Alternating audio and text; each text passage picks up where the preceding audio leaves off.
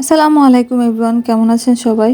এই কেকটা ছিল ফ্রোজেন এলসা থিমের কেক। আমি ফেয়ারি টেলের খুব একটা ফ্যান না, যার কারণে আমি এই সম্পর্কে খুব একটা জানি না। তবে ক্যারেক্টারগুলোকে চিনি। আর এগুলো খুব ফেমাস ক্যারেক্টার, কারণ সব মেয়েদেরই পছন্দের কার্টুনগুলোর মধ্যে একটা থাকে, বিশেষ করে ডিজনি ওয়ার্ল্ডের কার্টুনগুলো।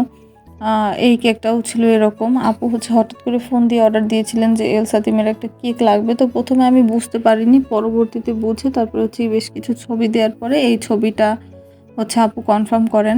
এই কেকটার ছবিটা নন এডিবল প্রিন্ট পেপার ছিল। তো আমার কাছে মনে হয় যে নিচে প্লাস্টিকটা দিলে ছবিটা একটু বেশি সময় থাকবে, স্টে করবে, যার কারণে আমি নিচে টেপ দিয়ে দেই।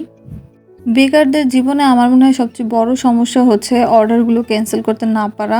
আমার কাছে পার্সোনালি মনে হয় দেখা যায় যে যখনই কোনো একটা ইভেন্ট আসে বা কোনো অকেশন আসে, যখন আমি কোথাও বেড়াতে যাব, তখন হুটহাট করে এমন কিছু অর্ডার চলে আসে, নতুন নতুন থিম, নতুন নতুন ডিজাইন, তখন আসলে লোভে মানে না, যেটা আমার কাছে মনে হয় আমার লোভ মানে না। আমার মনে হয় যে আমি এই নতুন থিমটা করি, এই কাজটা করি। তো দেখা যায় যে ওই যে কাজটা করা বা নতুন একটা থিম রিক্রিয়েট করার জন্য যে আমি অন্য একটা বা আমার ইভেন্টে যেতে দেরি হচ্ছে, বা আমি ইভেন্টে সারাদিন বা বেশ কিছুদিন প্ল্যান করার পরেও ইভেন্ট মিস করে ফেলছি, বা আমার আশেপাশের মানুষগুলোও খুব বেশি বিরক্ত হয় যে তুমি কেন সবসময় এরকম ইভেন্ট আসলে এমন ব্যস্ততা হয়, তুমি কেন একদিনের জন্য ছাড়তে পারো না। এটা হয়তো বেকার ছাড়া আর অন্য কেউ বুঝবে না যে কেন কাজগুলো স্পেশাল হয়।